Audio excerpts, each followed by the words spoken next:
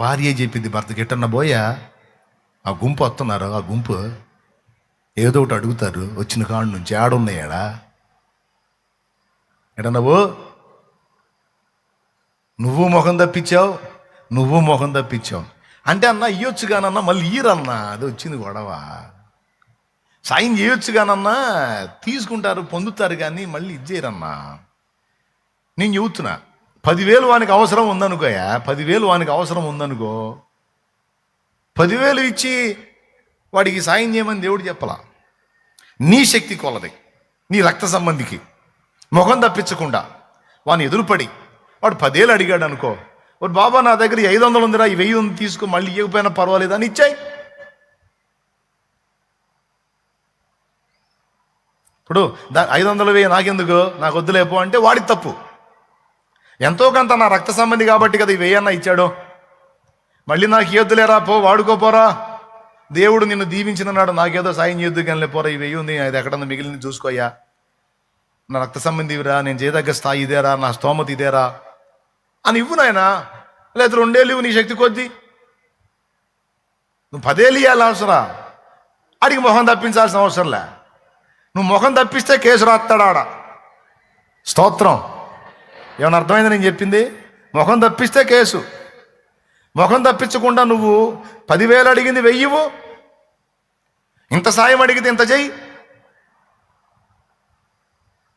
వాడు నిన్ను అనలేడిక, ఏంద్రా వాడి దగ్గరికి పోయావుగా మా ఓడని ఏమి ఇచ్చాడేంది అంటే, వాడి పరిస్థితి అంతంత మాత్రంగా ఉంది, వాడికి ఉన్న దానిలో ఏదో కొంత చేశాడులే అంటాడు, కానీ ఏమి ఇచ్చాడు, వాడు బొంద ఇచ్చాడు, అసలు ఏమి ఇలా అనడగా.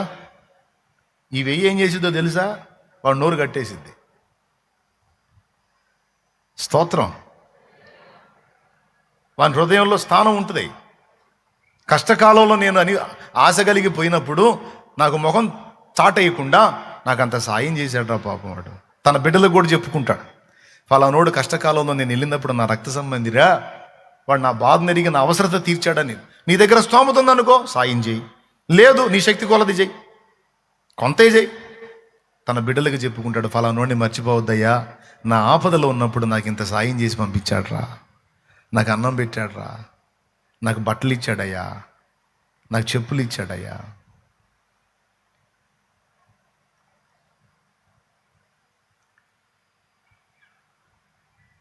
ఇర్మియాను మీకు తెలుసు, ఇర్మియాను మీకు తెలుసు,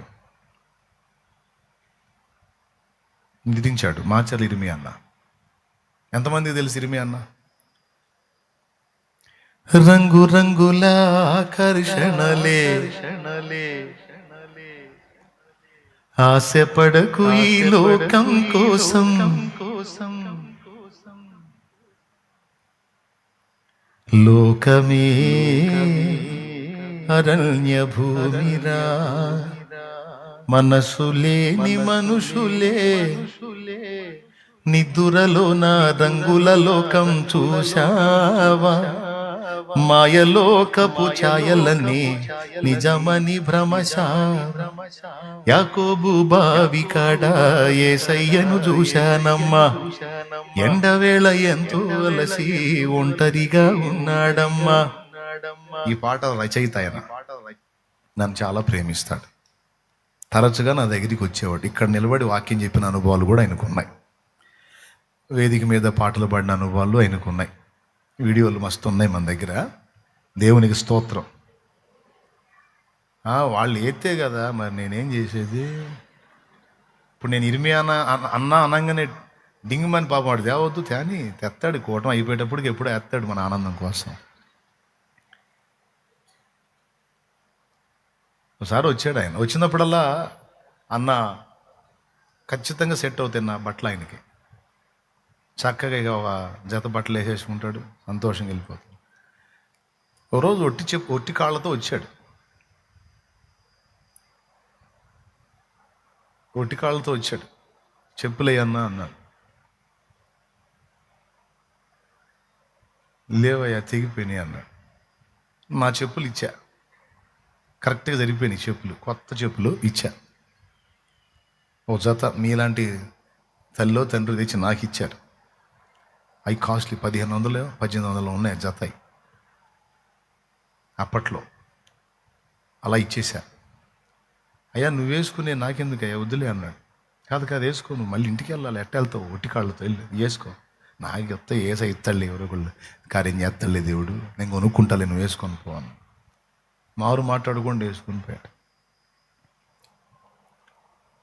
ఆయన ఇంక కొద్ది రోజులు చనిపోతాడు అన్నాగా ఎంతకాలం వాడాడో ఆ చెప్పులు తెలుసా? చాలా దినాలు వాడాడు. ఆ చెప్పు తెగిపోతే, ఆ చెప్పులు వాడి ఆ చెప్పులు తెగిపోతే ఓ రోజు బయట కూర్చొని వాటిని సరి చేసుకుంటున్నాడంట. కూతురు చూసింది. ఆ కూతురే చెప్పింది నాకు. అంటే పెద్దోళ్ళు ఎలా చెప్పుకుంటారు పిల్లలకి, మన దగ్గర మేలు పొందిన వాళ్ళు బిడ్డలకి ఎలా చెప్పుకుంటారు అనే విషయం చెప్తున్నాను నేను. ఆ చెప్పులను తెగిపోయిన వాటిని ఆయన సరి చేసుకుంటుంటే కూతురు చూసి, అల్లుడు చూసి కూతురు చెప్పాను, మీ నాన్నది చెప్పులు సీళ్ళ కొట్టుకుంటున్నాడు, డబ్బులు లేవేమో, పో ఇప్పించిపో జత అని డబ్బులు ఇచ్చాడు భార్యకి. అంటే ఆయన కూతురు అడిగింది, నానా ఆయన ఇప్పుడు దొరికాడు ఆయన, దేవునికి స్తోత్రం కలుగును గాక.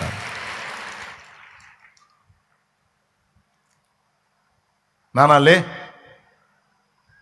ఏంది అవి తెగిపోతే అవి గుట్టుకుంటున్నా ఏంది, సీళ్ళ కొడుతున్నా ఏంది వాటికి, లేపా మార్కెట్కి పోదాంపా చెప్పులు కొనుక్కుంది కానీ పా అందట.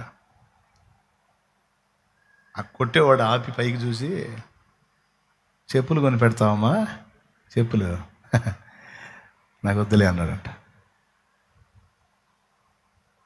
ఎవరు ఈ చెప్పులు ఎట్టొచ్చినాయి తెలుసు, ఎవరు ఇచ్చారు తెలుసా నాకు? ఈ అన్న ఇచ్చిన చెప్పులమ్మా, శాలేమన్న ఇచ్చిన చెప్పులు అని తెగిపోయిన వాటిని రిపేర్ చేసుకొని వాటి మీదే తిరిగాడు ఆయన. అన్నిచ్చిన చెప్పులు అని ఇట్లా అన్నాడన్నా అంటే కూర్చొని చాలాసేపు ఏడ్చా. ఆయన చనిపోయిన రోజు, ప్రభు దగ్గరికి వెళ్ళిపోయిన రోజు. అంటే నేను చేసిన చిన్న పరిచయం, చిన్న పనులు, కొంచెం గోరంత ప్రేమ, అది ఆ గుండెల్లో కొండంత స్థానాన్ని ఇచ్చింది నాకు.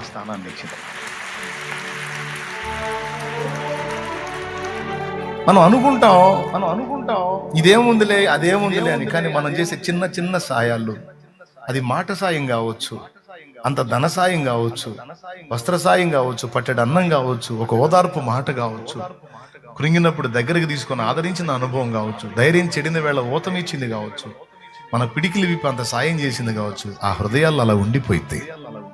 మనకు చేసిన వాళ్ళు మనం మర్చిపోయామా? తరచు మనకు గుర్తొస్తారు కదా. మన దగ్గర పొందిన వాళ్ళు కూడా మనం ఎల్లప్పుడూ గుర్తుంటాం.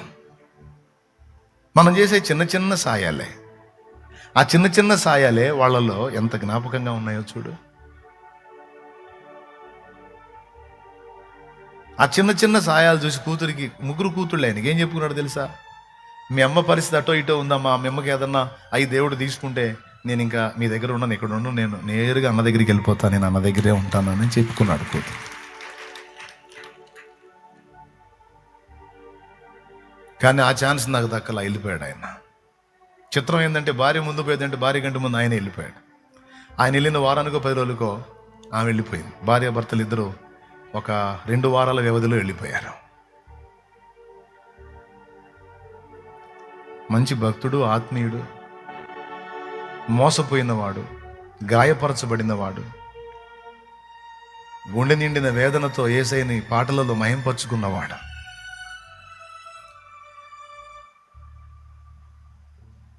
నీలాంటి వారికి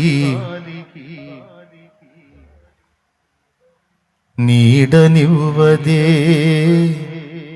నీకున్న వేదన కంట చూడదే, స్వార్థానికే నిన్ను చేరదీసెనే, స్వార్థానికే నిన్ను చేరదీసెనే, శోకాల సంద్రంలో ఉంచి వేసెనే, శోకాల సంద్రంలో ఉంచి వేసెనే, నిదురలోనా పాడు నిద్దురలోనా, నిద్దురలోన రంగుల లోకం చూశావా, మాయలోకపు ఛాయలన్నీ నిజమని భ్రమశావా, ఈ మాయలోకపు ఛాయలన్నీ నిజమని భ్రమశావా. కళ్ళు తెరచి చూచినప్పుడే కలయేనని తెలిసెనా, కళ్ళు తెరచి చూసినప్పుడే కలయేనని తెలిసెనా. కాటేసెనే లోకం కఠినమైనది, కన్నీరు చూసైన కరిగిపోనిది. కాటేసెనే లోకం కఠినమైనది, కన్నీరు చూసైన కరిగిపోనిది. నిద్దురలోనా, పాడు నిద్దురలోనా. ప్రతి పాట ఒక ఆణిముచ్చనే, ప్రతి పాట ఒక ఆణిముచ్చనే, ఇతరులకు దారి చూపే దీపమే, సందేశమే. నిన్ను చూడక ఉండలేననే మాటలు విన్నావా, నీవు లేకపోతే బ్రతుకలేనని రాతలు చదివావా. ప్రేమంటేనే తెలియని మనుషుల గారడి చెల్లెమ్మ, ప్రేమ పేరుతో మోసపోతే అది ఆరడి బ్రతుకమ్మ. నీతి మాలిన మనుషుల ప్రేమలు నిజమనుకోకమ్మా, ఎండమావిలో ఎన్నడు దాహం తీరదే చెల్లెమ్మా. కళ్ళ ఎరుగని తెల్ల పౌరమపై పైకెగిరావా, కఠినమైన ఈ లోకపు పోకడ కానక ఉన్నావా. అయ్యో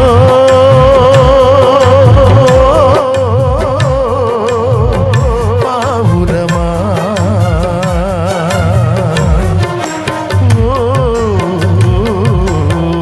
పావురమా, కళ్ళ ఎరుగని తెల్ల పావురమపై పైకిగిరావా, కఠినమైన ఈ లోకపు పోకడ కానక ఉన్నావా. దేవునికి మహిమ. బిడ్డలారా, రక్త సంబంధాన్ని ద్వేషించడం కాదు, ప్రేమిస్తే వాళ్ళు రక్షణలోకి వస్తారు. ఊరంత ప్రేమ చూపిస్తే రక్షణలోకి వస్తారు. నీ దగ్గర ఉంది, నీ కడుపు నిండిందని నీ ముఖం మీద, వాళ్ళ ముఖం మీద తిరస్కరించొద్దు. అదే పరిస్థితి నీకు ఎదురైన నాడు ఏం జరిగిందో ఒక్కసారి ఆలోచించు. నీకు బాధ కలిగిన నాడు నీ రక్త సంబంధికుల దగ్గరికి వెళ్ళినప్పుడు వాళ్ళు నీ ముఖం మీద నిన్ను తిరస్కరించినప్పుడు నీకు ఎంత బాధ కలిగిందో చూడు. అదే కొలత నువ్వు గొలుస్తావా? ఒక దేవుని బిడ్డగా నిన్ను తిరస్కరించిన వారు సైతం దేహి అని నీ ముందుకు వస్తే నీ పిడికిలి విప్పంత సాయం చేస్తావా? ఏది కరెక్టు? ఏది దేవుడు మెచ్చుతాడు? వాళ్ళు మంచోళ్ళు కాదు, వీళ్ళు మంచోళ్ళు కాదు అంటాం పెద్ద గొప్ప విషయం కాదయా. నువ్వేదో పండితుడిలాగా, నువ్వేదో నీతిమంతుడిలాగా, నువ్వేదో ధ్వజస్తంభం ఎత్తినోళ్ళలాగా ఎవరు మంచోళ్ళు లేరు. దేవుడేదో పట్టడన్నం పెట్టాడు నీకు.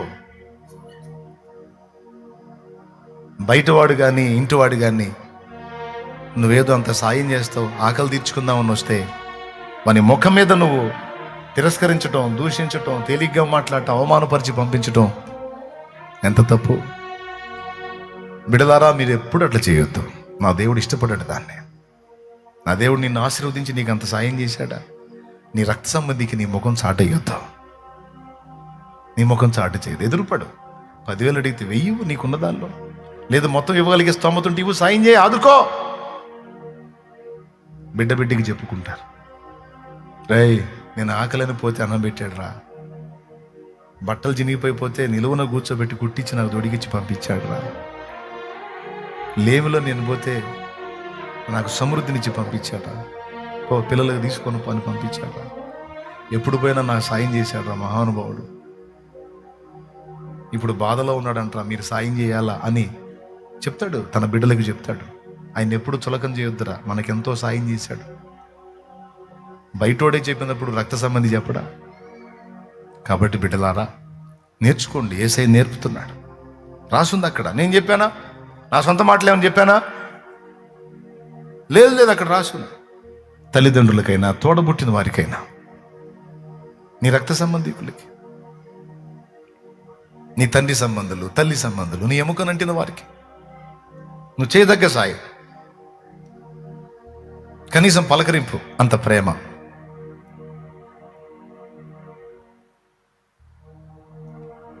ఇప్పుడు నాకు అది పెద్ద సమస్య అయిపోయింది. ఆ గేట్ వేసేస్తున్నారు, ఎవరు రాని ఇట్లా. అందులో నా బంధువులు కూడా ఉన్నారు, వాళ్ళు మారు మనసు లేని వాళ్ళు, అన్యులు, అలిగిపోతున్నారు. పోయి ఫోన్ వస్తుంది నాకు. నేను ఇంటి దాకా వచ్చి అంతసేపు నిలబడితే కనీసం తలుపు తీసి లోపలికి బెలవలేదు. వాళ్ళు ఎవరో గురకా వాళ్ళు ఉన్నారు అక్కడ, వాళ్ళు నన్ను రానిలేదు. ఎంతసేపు చెప్పినా కాదమ్మా మా అబ్బాయి అనమ్మా, మా మనిషి అనమ్మా అని ఎంత చెప్పినా రానిలేదో. అంటే ఒక తేడా పడింది. నేను పోయి మళ్ళీ వాళ్ళని రిసీవ్ చేసుకున్న అనుభవాలు ఉన్నాయి. ఎందుకంటే వాళ్ళని రక్షించుకోవాలి కదా, మరి వాళ్ళ ఆత్మలు రక్షించుకోవాలి కదా. నేనేదో పెద్ద మొనగాడిని బిల్డప్ ఇస్తే వాళ్ళు పోతారుగా పాతాళానికి. శక్యమైతే నా రక్త సంబంధీకుల కోసం నేను క్రీస్తుకు నాకు వేరై శాపగ్రస్తుడిగా ఉండగోరతానన్నాడు పౌలు. వాళ్ళ కోసమే కదా నన్ను రక్షించింది, నేనే కదా వాళ్ళకి చెప్పాల్సింది, నేనే కదా వాళ్ళని కాపాడాల్సింది. మరి ఇంకెవరున్నారు? నేను చూపించకపోతే ప్రేమ, నేను చెప్పకపోతే ఏసై గురించి వాళ్ళకి ఎవరు చెప్తారు? వాళ్ళకి ఏసై గురించి నేను చెప్పాలంటే, వాళ్ళు వినాలంటే ముందు నా ప్రేమ చూపించాలి. లేకపోతే ఎందుకు వింటారు? ఏమయ్యా వింటారా? ఆడు ముఖం మీద ఆయన తిరస్కరించి ఆడు పోతాడు, ఇదిగో ఏసు నమ్మక అంటే ఏడిసాలే పోరా ఎదవా అనుకుంటా పోతాడు. అని పిలిచి ఆయన కూర్చోబెట్టి ముందు రక్త సంబంధిని అడిగి ఉన్నదాన్ని అంత సాయం చేసి, చేయదగ్గ మేలు చేసి, పలకరించి, ప్రేమించి, చేయదగ్గ ఆదరణ ఇచ్చి, చేయాల్సిన మర్యాద చేసి, ఆ తర్వాత 2 మాటలు చెప్పు.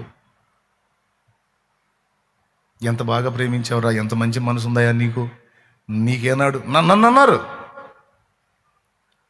నా సొంత బాబాయ్ అన్నాడు, పెదనాన్న అన్నాడు, నాన్న తోడబుట్టినోళ్ళు. నిన్ను కూర్చోబెట్టి ఏనాడు నీకు అంత చేయలేదయ్యా, కానీ నాకెంతో చేసావు బిడ్డ అన్నారు. ఇంకా చెప్పనా, ఆ ప్రేమను బట్టి వాళ్ళందరూ బాప్తీసం పొందారు, మొత్తం పొందారు. దేవునికి స్తోత్రం.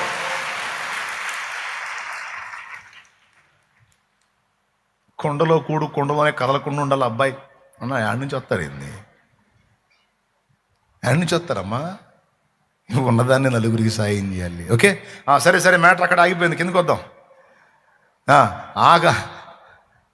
ఏమన్నాడు? నీ ఆహారం ఆకలి ఉన్నవానికి పెట్టుటయు, నీ రక్త సంబంధికి ముఖము తప్పింపకుండుటయు, దిక్కుమాలిన బేదలను నీ ఇంట చేర్చుకొనుటయు.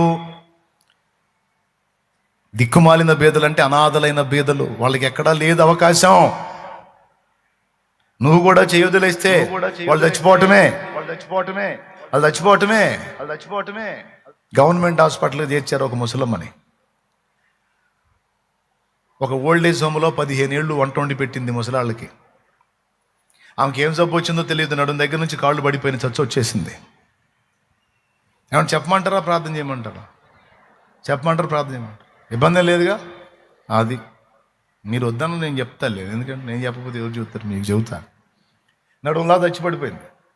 15 ఏళ్ళు చేసింది పాపం, పిచ్చి తల్లి. చచ్చుపడిపోతే ఇక ఆమె కూర్చున్న దగ్గరే అన్ని కార్యక్రమాలు. ఆమెకి ఎవ్వరు లేరు, పిల్లలు లేరు, భర్త చచ్చిపోయాడు, ఎవ్వరు లేరు, అనాథలు అనగానే మనకు గుర్తొచ్చేది ఫస్ట్ చిన్నపిల్లలు, అనాథలైన పిల్లలు అని. కానీ అనాథలైన వృద్ధులు ఉంటారని మీకు తెలుసా? అనాథలైన యవ్వనులు ఉంటారని మీకు తెలుసా? ఉన్నారు. మనం వాళ్ళని చూడవచ్చు, వీళ్ళని చూడవచ్చు. దృష్టిలో పెట్టుకోండి. చెప్తున్నా, నీకు స్తోమత ఇచ్చినప్పుడు చూడవా, ఆదుకో, దేవుడు దీవిస్తాడు. రాసుంది అక్కడ, నేను చెప్పట్లా. అది దేవుడి ఉపవాసాల లెక్కలో చేర్చుకున్నాడు. అది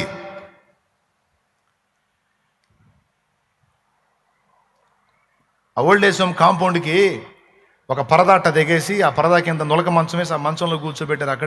అక్కడే నులక మంచంలో ఆమె 1 రోజులు చేస్తే మొత్తం కింద పడిపోయేటట్టు సెట్ చేసి అక్కడే పెట్టేస్తే ఘోరమైన వరద వచ్చిందంట ఒకరోజు. అందరూ లోపల పోయి తలుపులు వేసుకున్నారు. ఏమైనా కాంపౌండ్లో ఆ పరదా కింద ఉంది. ఓ ఓ ఓ అని కేకలేస్తుంది. ఎవరు రాలా బయటికి ఆమెను తీసుకెళ్ళటానికి. పిడుగులు పెళ్ళ ఎంతైనా ఆడ మనిషి కదండి, ఆమెది ప్రాణమే కదా. ఆమె చెప్తుంటే ఏడుపు వచ్చింది, నా గుండె గడగడలు ఆడిపోయింది, ప్రాణం వెలగళ్ళు ఆడిపోయింది అన్న. ఇంకొకటి చెప్పనా, ఆమె మంచం ఎత్తు నీళ్లు పారుతూ ఉంటే పాములు వస్తున్నాయంట ఆ మంచం దగ్గరికి. ప్రాణాలు ఎంత అవిసిపోయి ఉంటాయి చూడండి. వెళ్ళలేదు, కాళ్ళు లేవు, చచ్చుబడిపోయినాయి, పలకరించే నాదులు లేడు, చిమ్మ చీకటి, రాత్రి మెరుపులు మెరుస్తున్నప్పుడు ఆ మెరుపుల్లో కనపడతాయి పావులు.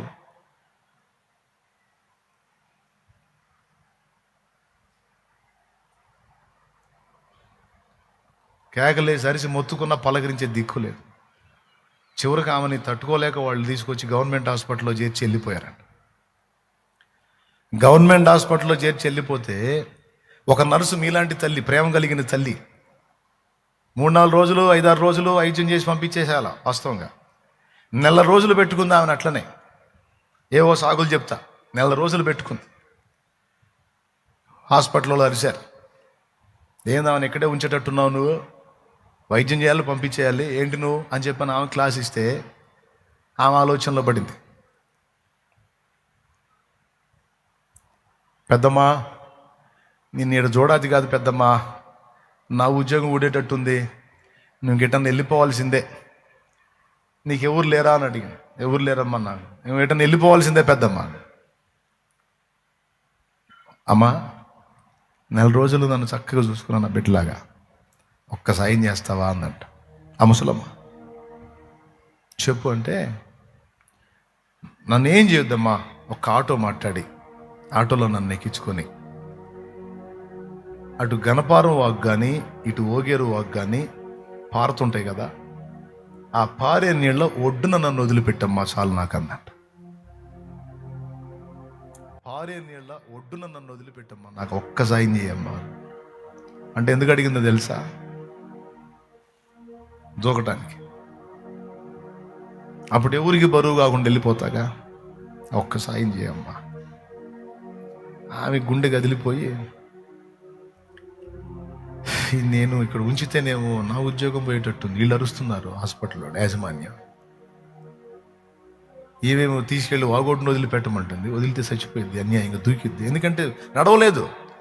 ఒడ్డును వదిలిపెడితే దోగాడుతా దూకేసి, అది ప్లాన్ అని ఆ రోజు ఆమె అడిగిన రోజు బాధపడుతుంటే, అదే రోజు తండ్రి సన్నిధి నుంచి కొంతమంది ఆత్మీయ బిడ్డలు అక్కడున్న రోగులకి కాయలు అవి పంచడానికి వెళ్ళారట.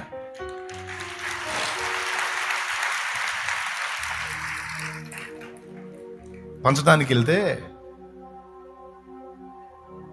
మీరు ఎక్కడి నుంచి వచ్చారు అని అడిగింది ఆ నర్సు. మేము తండ్రి సన్నిధి నుంచి వచ్చామమ్మా అంటే, సరే చూడండి, రోగులకి అందరు చూడండి, పంపి అంత పంచనిచ్చి అడ్రస్ ఎక్కడ ఏమిటి అని వివరాలు తెలుసుకొని ఒక ఆటో మాట్లాడుకొని ఆమె బట్టలు, ఆమె సామాను మొత్తం వేసుకొని ఆమెను ఎక్కించుకొని ఆటో తీసుకొని నీళ్ళ ఒడ్డుకు తీసుకెళ్ళాలా. నేరుగా తెచ్చి ఆ బయట పందిళ్ళుంటే, శుక్రవారం రోజు ఉపవాస ప్రార్థన జరుగుతుంటే ఆ పందిళ్ళు వదిలిపెట్టిపోయింది. గురువారం రోజు మన వాళ్ళు దర్శించారు, మరుసటి రోజు శుక్రవారం రోజు అడిగింది, ఆయన ఎప్పుడు ఉంటాడు, ఆయన ఎప్పుడు ఉంటాడు, శుక్రవారం రోజు ఉంటాడు. అప్పుడేం చేసేవాడిని, పందిళ్ళలో కూడా వెళ్ళి ప్రార్థన చేసేవాడిని, బాగలేని వాళ్ళు అక్కడ ఉంటే అక్కడికి కూడా ప్రార్థన చేసేవాడు. వస్తాడా, ఓకే అని చెప్పి తెలుసుకొని అక్కడ వదిలిపెట్టి వెళ్ళిపోయి, అడ్రస్ లేదా ఇప్పటికీ ఆమె ఎవరో కూడా నాకు తెలియదు, ఆ నర్సు ఎవరో కూడా నాకు తెలియదు. నేను పోయి అందరికి ప్రార్థన చేసుకుంటే ఆమె దగ్గరికి పోయేసరికి అలా కాళ్ళు పట్టేసుకుంది. అయ్యా కొడుకా అని పెద్దగా ఏడిసింది. ఏందమ్మా బాగలేదేమో, ప్రార్థన చేద్దాం, స్వస్థత వచ్చిందిలే, నేను చెబుతున్నా. అది కాదయ్యా, నాకు లేదు అవకాశం అంది. కూర్చొని సావధానంగా విని ఆమెను చేర్చుకుని కొన్ని సంవత్సరాలు నా దగ్గర బ్రతికింది ఆమె.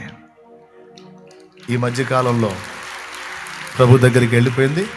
ఆమె సమాధి కార్యక్రమం కూడా నేనే చేశాను. హాయిగా ఇక్కడే నా ఆత్మీయ బిడ్డలే బంగారు తల్లులు, నా ఆత్మీయ బిడ్డలు బంగారు తల్లులు.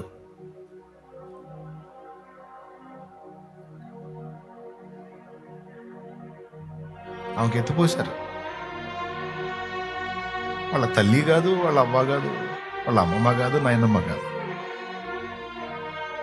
మా జ్యోతి చేయాలరా, ఆ తల్లికి చూడరా, అమ్మా నువ్వు చేయమ్మా, అమ్మా నువ్వు చేయరా తల్లి అంటే అసహించుకోకుండా, ఇసుక్కోకుండా ఆమెకి చేశారు. సంవత్సరాలు చేశారు. అశోక్కి చేశారు, బాగలేని అశోక్కి. నేను ఎవరిని చూపిస్తే వాళ్ళకి నా ఆత్మీయ బిడ్డలు చేశారు ఉపచారం. నా తండ్రి అన్యాయస్తుడు కాదు, నా తండ్రి అన్యాయస్తుడు కాదు. వాళ్ళకి తప్పకుండా తగిన దీవెన తగిన మేలు చేస్తాడు, ఆల్రెడీ చేసే ఉన్నాడు.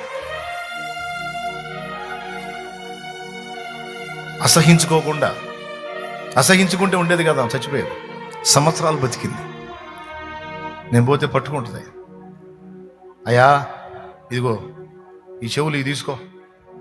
నాకెందుకే పిచ్చిదన్న, నీ చెవులు నాకు ఎన్ని రోజులు వస్తాయి, నా కొడుక అన్నావుగా, అమ్మలాగే అనుకున్నా. నువ్వు తిన్నంత తిను, నీకేం కావాలో చెప్పు, నువ్వు హాయిగా ఉండవు. నువ్వు ఏసై దగ్గరికి వెళ్ళినా నేనే నిన్ను భూస్థాపన చేస్తా. అయితే ఒక్కటి చెయ్యి, నా కోసం ప్రార్థన చేయవే తల్లి, నా కోసం ప్రార్థన చెయ్యి. అది నేను అడిగేది, నా రిక్వెస్ట్ అదే. నా కోసం దేవుణ్ణి అడగమా. ఇక్కడున్న తల్లులే కాదు, ఇక్కడున్న అమ్మలే కాదు, నా కోసం మొర్రపెట్టే అమ్మలు నా దేవుడి కృపతో ఈ యూట్యూబ్ ద్వారా ప్రజల్లోకి తీసుకెళ్ళి నాకు ఎంతమంది తల్లులు ఇచ్చాడో కూడా నాకే తెలియదు. నాకు ఎంతమంది అమ్మల్ని ఇచ్చాడో కూడా నాకే తెలియదు. మా అమ్మ కంటే కూడా నన్ను ఎక్కువగా గుర్తు చేసుకొని ప్రేమించి నా కోసం మొర్రపెట్టే అమ్మలు బోలెడంతమంది. ఇంతమంది అని చెప్పలేదు, మీరు ఊహించుకోండి. నా దేవుడి కృప, నా ఆత్మీయ బిడ్డలు, వాళ్ళ కష్టం, వాళ్ళ త్యాగం. అమ్మా ఇటు చేయాలరా, అసహించుకోకుండా. అయ్యా ఇటు చేయాలి నాన్నమ్మనంటే అసహించుకోకుండా నా బిడ్డలు చేశారు. అందుకే కొన్నిసార్లు అనుకుంటాను, వాళ్ళు చేసిన సేవతో పోల్చుకుని నేను చేసేది ఏంది, జస్ట్ వచ్చి ప్రసంగం చేసి వెళ్తున్నాను. బిడ్డలు చాకిరి చేస్తున్నారు, పొగలో కష్టపడుతున్నారు, దొడ్ల దగ్గర బాత్రూముల దగ్గర ఎత్తేస్తున్నారు, కడుగుతున్నారు. వాళ్ళేమి ఆ పనులు చేసే బిడ్డలు కాదు, అఫీషియల్గా బతికే వాళ్ళు. అయినా సరే అన్నీ వదిలిపెట్టి చేస్తాం. వాళ్ళ త్యాగం ఉంది. నేనేం చేస్తున్నాను? 6 రోజులు కష్టపడి వాళ్ళు కడుపు నింపుకుంటున్నారు. ఆదివారం ఒకరోజు చక్కగా సేవ చేస్తున్నారు, శుక్రవారం వచ్చి చేస్తారు. దేవుడు నాకు ఇచ్చిన వాగ్దానం నెరవేర్చాడు. ఘనులైన పిల్లల్ని నాకు ఇచ్చాడు. బాధ్యత గల పిల్లల్ని, భారం కలిగిన పిల్లల్ని, త్యాగబుద్ధి కలిగిన పిల్లల్ని, సమర్పణ కలిగిన పిల్లల్ని నా తండ్రి ఆయన కృపతో నాకు ఇచ్చాడు. ఆయనకు మహిమ. మనిషిని నేను కలిసి మెచ్చుకోకపోయినా అందరూ నా గుండెల్లో ఉంటారు. అందరి ప్రయాస, అందరి కష్టం, అందరి త్యాగం నాకు తెలుసు. ఎందుకు చెప్తున్నా అంటే, దిక్కుమాలిన బీదలను నీ ఇంట చేర్చుకోమన్నాడు. వాళ్ళకి అతిగతి లేనప్పుడు ఏం చేయాలి? ఇప్పుడు దాదాపు 30-40 మంది ముసలోళ్ళు రెగ్యులర్గా ఎక్కడే ఉండి పోషింపడతారు. ఇంకా అనేక మంది వస్తూ ఉన్నారు. ఇంకా కట్టించాలంటే కావాలి. చూద్దాం, దేవుడిస్తాడు. విషయం ఏందో తెలుసా? తల్లి చనిపోయింది, తండ్రి ఉండి కూడా వాడిని పట్టించుకోలేదు. నా దేవుని కృప బిడ్డలారా, నాకు అవకాశం ఉన్న పరిధిలో, నాకు ఉన్న ఆర్థిక స్థితిలో నేను చేయదగ్గది నేను చేస్తున్నా, ఇంకా చేస్తాను. నా దేవుడు స్తోమత ఇస్తే, నా దేవుడు నా పిడికిళ్ళు నింపితే 30-40 మందిని కాదు, 100 మందిని బతికించుకోవాలి. 100 మందికి అన్నం పెట్టుకోవాలి. 1000 మంది తల్లులకి ఆదరణ ఇవ్వాలి. 1000 మంది తల్లుల్ని పోషించుకోవాలని ఆశ ఉంది నాకు. నాకున్న స్తోమతలో, నాకున్న శక్తిలో నేను చేస్తా ఉన్నాను. దేవుడు నాకేమీ అన్యాయం చేయటల్లా. దేవుడు నా చేతిని నింపుతానే ఉన్నాడు, ఆయన పని జరిగిస్తానే ఉన్నాడు. నాకున్న కృపలో చేసుకుంటూ వెళ్తున్నా. నాకు ఇంకా చేస్తానన్న విశ్వాసం కూడా ఉంది. ఇంకా చేపిస్తాడు నా తండ్రి ఆయన కృపతో. ఆమేన్.